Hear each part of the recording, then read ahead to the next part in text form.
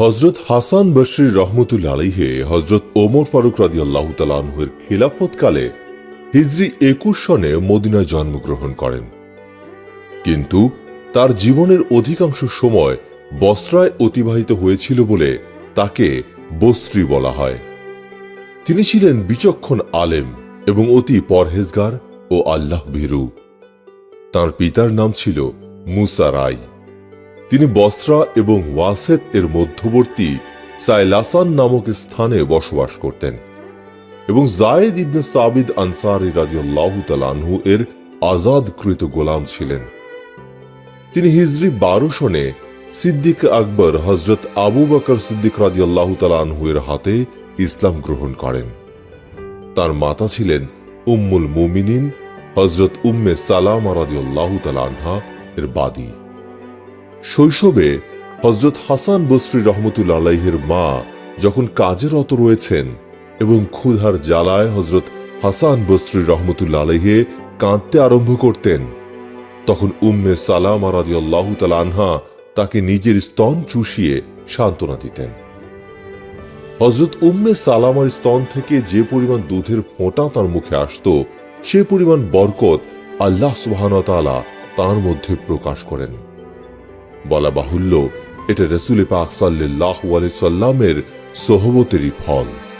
কথিত আছে হযরত হাসান বসরি রাহমাতুল্লাহ আলাইহির জন্মের পর তাকে হযরত ওমর রাদিয়াল্লাহু তাআলা আনহু এর কাছে হাজির করা হলে তিনি বলেন, তোমরা এ বালকের নাম হাসান রাখো, কেননা তার মুখমণ্ডল অপূর্ব সুন্দর, সেজন্য তার নাম রাখা হয় হাসান। হযরত উম্মে সালামাও শৈশবে তাকে অতি যত্নের সাথে প্রতিপালন করেন এবং তার জন্য দোয়া করেন, হে আল্লাহ, তুমি একে ইমাম করো যাতে সারা দুনিয়ার মানুষ তার অনুসরণ করে। হযরত হাসান বসরি রহমতুল্লাহ আলাইহি 130 জন সাহাবীর সোহবত লাভ করেন। হযরত আলী রাদিয়াল্লাহু তাআলা আনহু তাকে অত্যন্ত ভালোবাসতেন। হযরত হাসান বসরি রহমতুল্লাহ আলাইহি তার কাছ থেকে শিক্ষা লাভ করেন এবং তার পবিত্র হাতে বায়াত হন। তিনি হযরত ইমাম হাসান রাদিয়াল্লাহু তাআলা আনহু থেকেও হাদিস তাফসীর শিক্ষা লাভ করেন। হযরত হাসান বসরি রহমতুল্লাহ আলাইহির আধ্যাত্মিক জীবনের প্রারম্ভ সম্পর্কে বলা হয়, তিনি মণিমাণিক্যের ব্যবসা করতেন। ব্যবসার উপলক্ষে একবার তিনি রোম শহরে যান। এক রোমান উজিরের সাথে তার বন্ধুত্ব হয়। একদিন তিনি উজিরের অনুরোধে ঘোড়ায় চড়ে তার সাথে শহরের বাইরে কোনো এক স্থানে গমন করেন। সেখানে মণিমাণিক্য খচিত সুসজ্জিত এবং সুবৃহৎ একটি রেশমি তাঁবু দেখতে পান।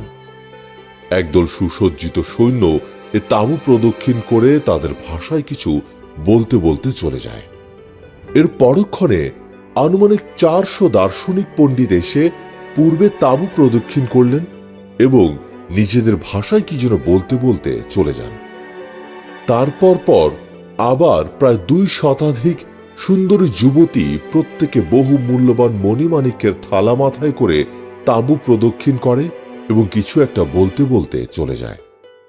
এরপর বুজুর্গানে দিন তাঁবুতে এসে প্রবেশ করলেন এবং কিছু বলাবলি করতে করতে বের হয়ে চলে যান।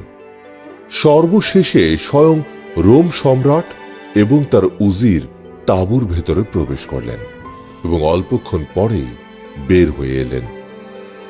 হাসান বসরি রহমতুল্লাহ আলাইহি বলেন, এরূপ দৃশ্য দেখে সত্যি আমি অবাক হলাম। আমি উজিরকে জিজ্ঞেস করলাম, ব্যাপার কি?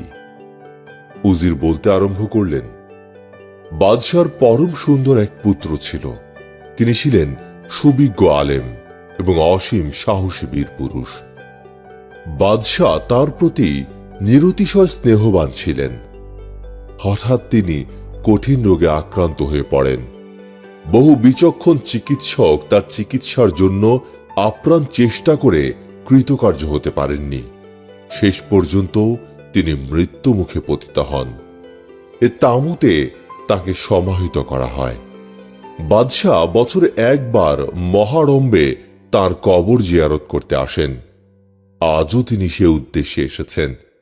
প্রথমে যে সৈন্যদল এসে তাঁবু প্রদক্ষিণ করেছে তারা বলেছে, হে রাজকুমার, আপনার যে অবস্থা, একে আমাদের রণকৌশলে যদি তা প্রতিরোধ করা সম্ভব হতো তাহলে আমরা প্রাণপণে যুদ্ধ করে আপনাকে তা থেকে মুক্ত করার চেষ্টা করতাম। কিন্তু এ অবস্থা যিনি ঘটিয়েছেন তার কাজে বাধা প্রদানের শক্তি আমাদের কেন পৃথিবীর কারও নেই। এর পরক্ষণে দার্শনিক পণ্ডিতরা এসে বলেছেন, হে রাজকুমার, যদি আমাদের দর্শন বিদ্যা ও বুদ্ধিমত্তার দ্বারা তোমার উপর আপতিত এ অবস্থাকে প্রতিরোধ করা সম্ভব হতো তবে আমরা আমাদের পূর্ণ শক্তি প্রয়োগে তা করার চেষ্টা করতাম। কিন্তু এর কোনো উপায়েই এ অবস্থার প্রতিরোধ করা সম্ভব নয়। এরপর বুজুর্গানে দিন পীর সাহেবানরা এসে বললেন, কান্নাকাটি ও সুপারিশ দ্বারা তোমার এ অবস্থা রোধ করা সম্ভব হলে পূর্ণ শক্তি প্রয়োগে তা করতে আমরা কুণ্ঠিত হতাম না। কিন্তু এ অবস্থা রোধ করার শক্তি কারও নেই। এরপরে পরমা সুন্দরী যুবতীরা রত্নপূর্ণ থালা মাথায় করে এসে বলে, হে প্রভু, যদি ধন রত্ন এবং সৌন্দর্য দ্বারা তোমাকে এ অবস্থার হাত থেকে রক্ষা করা সম্ভব হতো তাহলে আমরা তোমার জন্য তা লুটিয়ে দিতে কুণ্ঠিত হতাম না। কিন্তু যিনি তোমার এই অবস্থা ঘটিয়েছেন তার কাছে ধন রত্ন এবং রূপ লাবণ্যের কোনো মূল্য নেই। সব শেষে সম্রাট তার উজির সহ অগ্রসর হয়ে বললেন, হে প্রাণাধিক পুত্র, এক্ষেত্রে তোমার পিতার হাতে কোনো শক্তি নেই। তোমার জন্য সৈন্যদল, দার্শনিক পণ্ডিত, ধর্মীয় বুজুর্গান, রূপ লাবণ্য সম্পন্না, অনন্য সুন্দরী ললনা, ধন রত্ন সমস্ত কিছু উপস্থিত করলাম এবং আমি মন্ত্রীসহ নিজেও উপস্থিত হয়েছি। যদি এই সমস্ত কিছু অবলম্বনে ঘটনার প্রতিরোধ করা সম্ভব হতো তবে আমি তোমাকে বাঁচানোর জন্য চেষ্টার কোনো ত্রুটি করতাম না। আরো যা কিছু আমার সাধ্য ছিল তাও করার ইচ্ছা ছিল। কিন্তু এই ঘটনা যার সৃষ্ট, তোমার পিতা কোন ছাড়, যা কিছু এ দুনিয়াতে বিদ্যমান আছে সব কিছু সে মহাশক্তিমান আল্লাহর সামনে অক্ষম এবং দুর্বল। এই বলে সম্রাট অশ্রুসিক্ত নয়নে তাঁবুর ভেতর থেকে বেরিয়ে আসেন। প্রতি বছর এক নির্ধারিত দিনে এ শোকাবহ অনুষ্ঠান পালন করা হয়ে থাকে। উজিরের মুখে এ বৃত্তান্ত শুনে হযরত হাসান বসরি রহমতুল্লাহ আলাইহির মনে ভাবাবেগ এতই প্রবল হল যে তিনি আড়ষ্ট হয়ে পড়লেন এবং ব্যবসা ত্যাগ করে বসরায় ফিরে এলেন। তিনি কসম খেলেন, জীবনে আর কখনো এই নশ্বর দুনিয়ার মোহে আবিষ্ট হবেন না।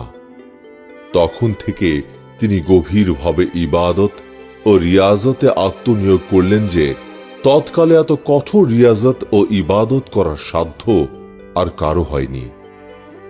কথিত আছে তিনি একাদিক্রমে 70 বছর পর্যন্ত অজুর সাথে ছিলেন। এ দীর্ঘ সময়ের মধ্যে তার অজু শুধুমাত্র পুনরায় অজু করার স্থানে এসে নষ্ট হতো। তিনি দুনিয়ার সমস্ত লোকের সাথে সম্পর্ক ছিন্ন করে নির্জনতা অবলম্বন করেছিলেন। তার এই কঠোর রিয়াজত এবং ইবাদতের ফলে যুগের সমস্ত আউলিয়া কেরামের মধ্যে তিনি সর্বশ্রেষ্ঠ মর্যাদার অধিকারী হয়ে যান। কোন এক ব্যক্তি একদিন অপর এক ব্যক্তিকে বলল, হযরত হাসান বসরি রহমতুল্লাহ আলাইহি আমাদের সকলের ঊর্ধ্বে কি করে স্থান দখল করেছেন? দ্বিতীয় ব্যক্তি উত্তরে বলল, সকলে তাঁর জ্ঞানের মুখাপেক্ষী, কিন্তু তিনি একমাত্র আল্লাহ ব্যতীত আর কারো মুখাপেক্ষী নন। আর ধর্মের বিষয়বস্তুতে সকলে তাঁর মুখাপেক্ষী। এ কারণে তিনি সকলের মাঝে চরম শীর্ষস্থানীয় হয়েছেন। কথিত আছে তিনি প্রতি সপ্তাহে একবার শুক্রবার দিন জুমার নামাজের মসজিদে ওয়াজ করতেন।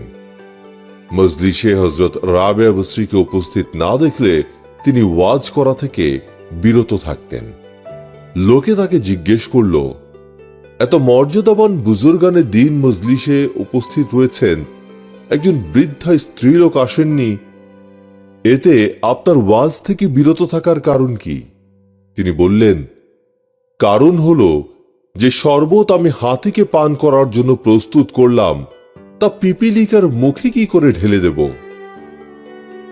একদিন তিনি উপস্থিত লোকদেরকে লক্ষ্য করে বললেন, আমার নসিহতগুলো তোমরা মনোযোগ সহকারে শুনে নাও, কেননা ইলম এবং জ্ঞান তোমাদের উপকারে আসবে। আমি তদনুযায়ী আমল না করলেও তোমাদের কোনো ক্ষতির সম্ভাবনা নেই। লোকেরা আরজ করে, হুজুর, আমাদের অন্তর আল্লাহর স্মরণে ঘুমন্ত এবং গাফেল। আপনার উপদেশগুলো আমাদের অন্তরে ক্রিয়া করবে না। তিনি জবাবে বললেন, কি করব? তোমাদের অন্তরগুলো মৃত, কিন্তু নিদ্রিত নয়। নিদ্রিতকে নাড়াচড়া করলে জাগে, কিন্তু মৃত ব্যক্তি কখনো জাগে না।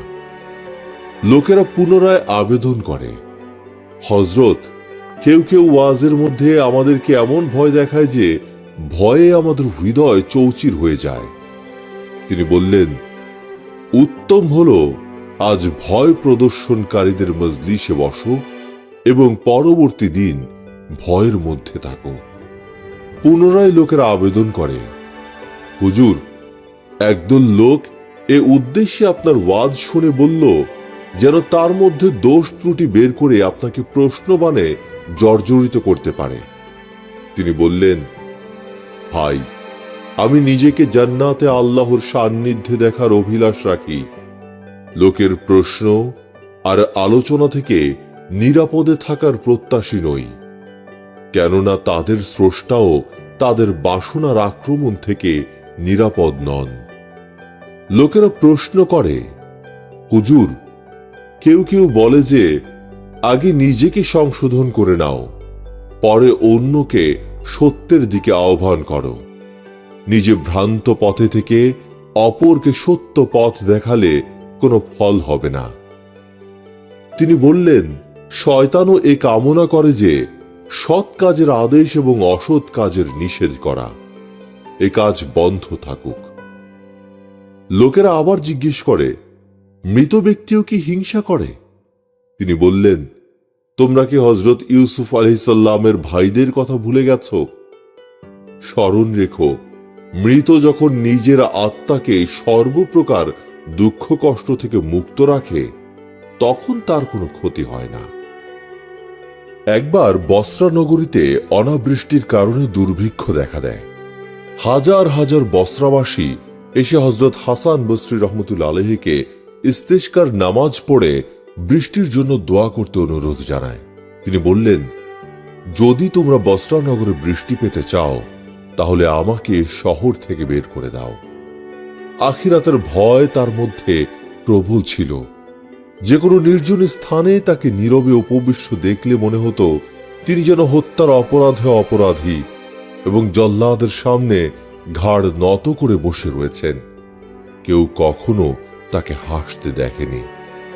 একদিন তিনি এক ব্যক্তিকে কাঁদতে দেখে কারণ জিজ্ঞেস করলে বলল, আমি মোহাম্মদ ইবনে কাবের মজলিসে তাকে বলতে শুনেছি, মুমিনদের মধ্য থেকে কোন কোন ব্যক্তিকে কয়েক বছর পর্যন্ত জাহান্নামে আযাবে ভুগিয়ে পরে মুক্তি দেয়া হবে।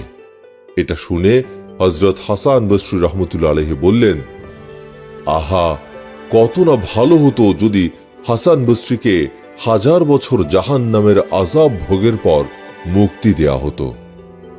একদিন তিনি হাদিস শরীফে দেখলেন, নেহাদ নামক ব্যক্তিকে সকলের শেষে জাহান্নাম থেকে বের করা হবে। এটা দেখে তিনি আকাঙ্ক্ষা প্রকাশ করলেন, আহা, হাসান বসরিকে যদি জাহান্নামের যন্ত্রণা থেকে সকলের শেষে মুক্তি দেয়া হতো তাহলে কতই না ভালো হতো। মোট কথা, তিনি আখিরাতে মুক্তি পাবেন কিনা সে বিষয়ে অত্যধিক শঙ্কিত থাকতেন।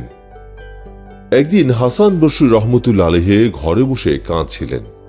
লোকজন এসে তাকে কাঁদার কারণ জিজ্ঞেস করলে তিনি বললেন, আমি এজন্য কাঁদছি যে যদি অজ্ঞাত সারে আমার দ্বারা এমন কোনো কাজ হয়ে গিয়ে থাকে বা ভুলে এক পা অন্য স্থানে রেখে থাকি যা আল্লাহর পছন্দ ছিল না, আর তার ফলে আল্লাহ পাক হাসরের দিন হাসান বসরিকে বললেন, যাও, আমার দরবারে তোমার কোনো স্থান নেই, তোমার কোনো ইবাদত আমার কাছে গ্রহণযোগ্য নয়।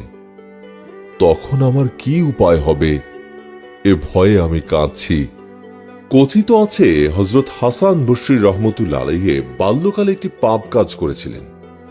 সে পাপটিকে স্মরণ রাখার জন্য যখন তিনি কোনো নতুন জামা তৈরি করেছেন, তখন তার বুকের অংশে এ পাপ কাজটি লিখিয়ে নিতেন, আর যখন তার উপর দৃষ্টি পড়ত তখন তিনি কাঁদতে কাঁদতে বেহুশ হয়ে পড়তেন। একবার খলিফা হযরত ওমর ইবনে আব্দুল আজিজ রহমতুল্লাহ আলাইহি হযরত হাসান বসরিকে লিখলেন, আমাকে এমন কিছু নসিহত করুন যা আমি সর্বদা স্মরণ রাখতে পারি এবং তার উপর আমল করে যেতে পারি। হযরত হাসান বসরি রহমতুল্লাহ আলাইহি লিখে পাঠালেন, যদি তুমি বিশ্বাস করো যে আল্লাহ তোমার সাথে আছেন, তাহলে আর কিসের ভয়? আর যদি তুমি বিশ্বাস করো যে তিনি তোমার সাথে নেই, তাহলে তুমি কার কাছ থেকে রহমতের আশা করছো? অন্য এক সময় তিনি হযরত ওমর ইবনে আব্দুল আজিজ রহমতুল্লাহ আলাইহিকে লিখেন, আমি মনে করি সে দিনটি এসে পড়েছে, সেদিন দুনিয়াও নয়, আখিরাতও নয়। আব্দুল্লাহ নামে এক বুজুর্গান বলেন, একদিন হযরত হাসান বসরি রহমতুল্লাহ আলাইহির সাথে ফজরের নামাজ জামাতে পড়ার জন্য মসজিদে গিয়ে দেখি মসজিদের দরজা বন্ধ। বাইরে থেকে শুনতে পেলাম তিনি মসজিদের ভেতরে দোয়া করছেন এবং বহু লোক আমিন আমিন বলছে। আমি মনে করলাম হয়তো তিনি তার বন্ধু বান্ধব সহ দোয়াতে মগ্ন রয়েছেন। কাজেই আমি কিছুক্ষণ অপেক্ষা করি। ফর্সা হলে তিনি নিজে মসজিদের দরজা খুলে দেন। ভেতরে প্রবেশ করে তাকে একাকী দেখে বিস্মিত হলাম। নামাজ শেষে আমি এই রহস্য জানার জন্য তার খিদমতে আবেদন করলাম। তিনি বললেন, সাবধান, কারো কাছে এটা প্রকাশ করো না। ব্যাপার হলো, প্রত্যেক জুমার রাতে জিন সম্প্রদায় এবং পরীরা আমার এখানে আসে। আমি তাদেরকে শরীয়তের আহকাম শিক্ষা দিয়ে মোনাজাতে মশগুল হই। তারা আমিন আমিন বলতে থাকে। অন্য এক বুজুর্গ বলেন, একবার হযরত হাসান বসরির সাথে হজে যাওয়াকালে পথে আমার খুব পিপাসা হয়। পানির আশায় আমি পথের একটি কূপের কাছে গমন করি। সেখানে বালতি রশি কিছুই ছিল না। আমি ফেরত এলাম। হযরত হাসান বসরি রহমতুল্লাহ আলাইহি বললেন, আমি যখন নামাজে মশগুল হব তখন তুমি পানি পান করবে। এ বলে তিনি নামাজ আরম্ভ করেন। পুনরায় কূপের কাছে গিয়ে দেখি পানি কূপের কানায় কানায় ভর্তি হয়ে রয়েছে। আমি তৃপ্তি সহকারে পানি পান করি। তখন আমার এক বন্ধুও পাত্র পূর্ণ করে আর তৎক্ষণাৎ পানি কূপের তলায় নেমে যায়। নামাজ শেষে হযরত হাসান বসরি রহমতুল্লাহ আলাইহি পানির ঘটনা জেনে বললেন, তুমি কি আল্লাহ পাকের ওপর ঈমান রাখো না? আল্লাহর ওপর তোমার পূর্ণ নির্ভরতা থাকলে পানি কখনো নিচে নেমে যেত না। সেখান থেকে যাত্রা করে আমরা আরো কিছু দূর অগ্রসর হলে পথে তিনি একটা পাকা খেজুর পেলেন এবং তুলে নিয়ে আমাকে দিলেন। আমি তা খেলাম, কিন্তু বিচিটি দেখতে ঠিক খাঁটি স্বর্ণের মতো ছিল। এজন্য আমি তা সযত্নে রেখে দিলাম। মদিনা শরীফে পৌঁছে স্বর্ণকারের কাছে তা বিক্রি করে খাদ্য কিনলাম এবং অবশিষ্ট সাদকা করে দিলাম। একদিন আবু ওমর নামের এক ইমাম সাহেব মসজিদে কোরআন মাজিদ পড়াচ্ছিলেন। ঘটনাক্রমে ছাত্রদের মধ্য থেকে একটি সুশ্রী বালকের প্রতি তার কুদৃষ্টি পড়ল। ফলে তিনি কোরআন মাজিদ একেবারেই ভুলে গেলেন এবং তার সর্বশরীরে দাহ আরম্ভ হল। তিনি এ অবস্থায় পাগলের ন্যায় ছুটে গিয়ে হযরত হাসান বসরির কাছে উপস্থিত হলেন এবং অবস্থা বর্ণনা করলেন। হযরত হাসান বসরি রহমতুল্লাহ আলাইহি বললেন, হজের সময় এখন আমি কি করতে পারি? আচ্ছা, এক কাজ করো, তুমি যাও মসজিদে হানিফে দুজন বুজুর্গের সাক্ষাৎ পাবে। তাদের কাছে তোমার অবস্থা বলে তোমার জন্য দোয়া করতে অনুরোধ করবে। পরামর্শ অনুযায়ী আবু ওমর সে মসজিদে গিয়ে এক কোণে বসে থাকলেন। সেখানে তিনি প্রথমে একজন বুজুর্গকে লোকজন পরিবেষ্টিত অবস্থায় দেখলেন। কিছুক্ষণ পর সাদা পোশাক পরিহিত এক বৃদ্ধ মহাপুরুষও সেখানে এসে উপস্থিত হলেন। উপস্থিত সকলে তার দিকে অগ্রসর হয়ে সালাম করলেন। আসরের নামাজের সময় সকলে নামাজ পড়ে এক এক করে বিদায় হলেন। শুধু প্রথম বুজুর্গ ব্যক্তি আর আবু ওমর মসজিদ রইলেন। সুযোগ মতো আবু ওমর তার কাছে অগ্রসর হয়ে নিজের অবস্থা বর্ণনা করলেন। অবস্থা শুনে প্রথমে তিনি গভীর দুঃখ প্রকাশ করলেন, পরে ব্যথা ভারাক্রান্ত মনে আকাশের দিকে হাত তুলে দোয়া করলেন। দোয়া শেষে বুজুর্গ সাহেব আসমানের দিক থেকে মাটির দিকে মুখ করার পূর্বে আবু ওমর মুখস্থ কোরআন মাজিদ আবার ফিরে পেলেন, আর সাথে সাথেই তিনি আনন্দের আতিশয্যে বুজুর্গ ব্যক্তির কদম বুচি করলেন। বুজুর্গ ব্যক্তিটি ওমরকে বললেন, আচ্ছা, এখন বলো তো কার কাছ থেকে তুমি আমার সন্ধান পেয়েছ? আবু ওমর বললেন, হাসান বসরি রহমতুল্লাহ আলাইহির কাছে। তিনি বললেন, হাসান আমাকে অপমানিত করেছেন, আমার গুপ্তভেদ প্রকাশ করে দিয়েছেন।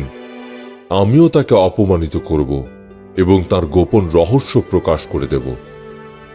কিছুক্ষণ পর পুনরায় বললেন, ইতপূর্বে সাদা পোশাক পরিহিত যে বৃদ্ধ মহাপুরুষ এখান থেকে সকলের আগে বিদায় হয়ে গেলেন, তুমি কি তাকে চেনো? আবু ওমর বললেন, জি না। তিনি বললেন, কি আশ্চর্য, ইনি তো ছিলেন হাসান বসরি। প্রতিদিন জোহরের পর এখানে এসে আমার সাথে কথাবার্তা বলেন এবং বসরায় ফিরে গিয়ে আসরের নামাজ আদায় করেন। তিনি আরো বললেন, হাসান বসরির ন্যায় ইমাম বিদ্যমান থাকতে তুমি কেন আমার কাছে দোয়া প্রার্থী হলে আমি বুঝতে পারিনি। সামাউন নামে এক অগ্নিপূজক হযরত হাসান বসরির প্রতিবেশী ছিল। একবার যখন সে কঠিন রোগে আক্রান্ত হয়ে মরণাপন্ন অবস্থায় এসে পৌঁছল, তখন এক ব্যক্তি এসে হাসান বসরি রহমতুল্লাহ আলাইহিকে সংবাদ দিল। সংবাদ পাওয়া মাত্র তৎক্ষণাৎ তিনি লোকটির কাছে ছুটে যান। গিয়ে দেখেন আগুনের ধোঁয়ার ন্যায় লোকটির সর্বশরীর কালো হয়ে গিয়েছে। হযরত হাসান বসরি রহমতুল্লাহ আলাইহি বলেন, ভাই, সারা জীবন আগুন ও ধোঁয়ার মধ্যে কাটিয়েছ, অন্তত এখন এ অবস্থায় আল্লাহকে ভয় করো এবং ইসলাম গ্রহণ করো। আল্লাহর অফুরন্ত রহমত তোমার উপর প্রবাহিত হবে। সামাউন ঘৃণার সাথে বলল, দুটি কারণে আমি ইসলাম ধর্মকে পছন্দ করি না। প্রথমত, তোমরা দিন রাত দুনিয়ার কাজে ব্যস্ত থাকো। দ্বিতীয়ত, তোমরা মুখে বলো মৃত্যু অনিবার্য, অথচ অহরহ আল্লাহর অসন্তুষ্টির কাজ করে থাকো। তিনি বলেন, ভাই, তুমি বন্ধুর মতো কথা বলেছ। কোন কোন মুসলমান সেরূপ করেছে সত্য, কিন্তু তুমি কি করছো? সৃষ্টিকর্তা আল্লাহকে ভুলে তার সৃষ্ট বস্তু আগুন, যার উপাসনায় রত থেকে তুমি তোমার অমূল্য জীবন নষ্ট করছো। কেন তুমি 100 বছর যাবৎ আগুনকে নিজের মাবুদ জ্ঞানে পূজা করছো? হযরত হাসান বসরি রহমতুল্লাহ আলাইহি বললেন, আমি কখনো আগুন পূজা করিনি, অথচ আমার আল্লাহ ইচ্ছা করলে আগুনের তাপ শক্তি এমনভাবে কমিয়ে দিতে পারেন যে এটা আমার একটি লোমও স্পর্শ করতে পারবে না। এসো, উভয়ে আমরা নিজেদের হাত আগুনের মধ্যে ঢুকিয়ে দিয়ে পরীক্ষা করি। যদি আমার হাত দগ্ধ না হয়, তাহলে তোমার মিথ্যা উপাস্য আগুন দুর্বল ও অসার প্রমাণিত হবে এবং আমার প্রকৃত মাবুদ আল্লাহ তাআলার মহাশক্তি প্রমাণিত হবে। এ কথা বলে তিনি নিজের হাত কিছুক্ষণ পর্যন্ত আগুনে ধরে রাখলেন। অপার করুণাময় আল্লাহ পাকের ইচ্ছায় তার হাতের একটি লোমও পুড়ল না। তার চোখে মুখে জ্বালা যন্ত্রণার সামান্য চিহ্ন মাত্র প্রকাশ পেল না। এ দৃশ্য দেখে সামাউনের মনে অনুতাপ জাগল এবং অনুতপ্ত হৃদয়ে হযরত হাসান বসরির কাছে আবেদন করল, হে হাসান, জীবনের 70টি বছর আমি আগুনের উপাসনায় নষ্ট করে দিয়েছি, আর এখন কয়েকটি শ্বাস মাত্র বাকি। এ অবস্থায়ও যদি কোনো উপায় থেকে থাকে, তাহলে মুহূর্তকাল বিলম্ব না করে আমাকে তা বলে দিন। হযরত হাসান বসরি রহমতুল্লাহ আলাইহি বললেন, এখন তোমার মুক্তির একটি মাত্র উপায়, ইসলাম গ্রহণ করা। সামাউন বলল, যদি আমাকে এ মর্মে একখানা পত্র লিখে দিতে পারেন যে এ মুহূর্তে আমি ইসলাম গ্রহণ করলে মৃত্যুর পর আল্লাহ আমাকে আযাব থেকে মুক্তি দেবেন, তাহলে আমি এখন তাঁর উপর ঈমান আনব। হযরত হাসান বসরি রহমতুল্লাহ আলাইহি তৎক্ষণাৎ একখানি মুক্তিপত্র লিখে দিলেন। সামাউন তাতে স্থানীয় গণ্যমান্য লোকের স্বাক্ষর নিয়ে হযরত হাসানের হাতে ফেরত দিল এবং হায় হায় বলে কাঁদতে কাঁদতে ইসলাম ধর্ম গ্রহণ করল এবং বলল, আমার মৃত্যুর পর আপনি আমাকে গোসল দেবেন, নিজে আমাকে কবরে নামাবেন এবং পত্রখানা আমার হাতে রেখে দেবেন। কিয়ামতের ময়দানে আমার মুক্তির নিদর্শন স্বরূপ এ পত্রখানা আমার হাতে থাকবে। এ বলে সামাউন কালেমায় শাহাদাত উচ্চারণ করতে করতে এই নশ্বর দুনিয়া ত্যাগ করলেন। পরক্ষণেই হাসান বসরি ভাবতে লাগলেন, আমি নিজে পাপী, আর এ পাপীকে উদ্ধার করা আমার পক্ষে কি করে সম্ভব? নিজের মুক্তির নিশ্চয়তা নেই, আল্লাহর অধিকারে কেন হাত দিলাম? এ চিন্তায় রাতের অধিকাংশ ইবাদতে কাটিয়ে শেষ ভাগে একটু ঘুমিয়ে পড়লে তিনি স্বপ্নে দেখেন সামাউন অতি উজ্জ্বল একটি তাজ মাথায় ও মূল্যবান পোশাকে সুসজ্জিত, হাসি মুখে জান্নাতে বিচরণ করে বেড়াচ্ছে। তিনি সামাউনকে তার অবস্থা জিজ্ঞেস করলে তিনি হাসি মুখে উত্তর করলেন, বাহ্যিক যেমন দেখছেন আল্লাহ আমাকে মাফ করেছেন, তার জান্নাতে স্থান দিয়েছেন এবং তার সাক্ষাৎ দানে আমাকে গৌরবান্বিত করেছেন। এ পত্রখানা ফিরিয়ে নিন, এখন আর এর আবশ্যক নেই। হযরত হাসান বসরি রহমতুল্লাহ আলাইহির ঘুম ভেঙে যায়। তিনি জেগে দেখলেন পত্রখানা তার হাতে রয়েছে। বিস্ময়ে অভিভূত হয়ে তিনি বললেন, হে আল্লাহ, তোমার কোনো কাজ নিয়মের অধীন নয়। 70 বছর আগুন পূজার পরেও এক কালেমার বদৌলতে তুমি সামাউনকে সাক্ষাৎ পর্যন্ত দান করেছ। 70 বছর ঈমানের সাথে থেকে মৃত্যুবরণ করলে তাকে যে ক্ষমা করবে এতে আর সন্দেহ কি? আল্লাহকে যে চিনতে পেরেছে সে তাঁর সাথে মহব্বত স্থাপন করেছে, আর যে দুনিয়াকে চিনেছে সে দুনিয়ার মোহে মত্ত হয়ে এবং আল্লাহর সাথে শত্রুতা সৃষ্টি করেছে।